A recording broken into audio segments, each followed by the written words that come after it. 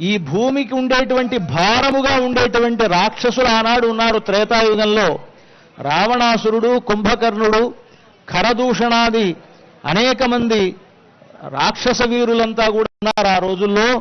వారు ఈ భూమికి భారంగా ఉన్నారు. అటువంటి ఆ భూమి భారాన్ని తొలగించడం కోసమని వచ్చినటువంటి రామచంద్రమూర్తికి భూమి భరాపహారి, భూమికి భారంగా ఉన్నటువంటి ఈ రాక్షసులను సంహరించి ఆ భూమి భారాన్ని తొలగించినటువంటి ఏ రాముడైతే ఉన్నాడో ఆ రామచంద్రమూర్తికి భూమి భరాపహారి తరుణి, ఆయనకు భార్యగా ఉండేటువంటి ఆవిడ కారుణ్య కల్లోలిని. ఆ సీతమ్మ వారు ఎలాంటిది అనంటే కారుణ్యం అనేటువంటిది ఒక గొప్ప నదిగా ఉంటే ఆ నది ఎవరు అనంటే సీతమ్మ వారే. కారుణ్యపు నది ఆవిడ అన్నారు. ఎందుకన్నారటంటే రామచంద్రమూర్తి కరుణా పయోనిధి కదా ఆయన. అంటే కరుణా పయోనిధి అంటే కరుణా సముద్రుడు ఆయన. ఈవిడ కారుణ్య కల్లోలిని అంటే కరుణా నది. ఆయన సముద్రం అయితే ఈవిడ నది.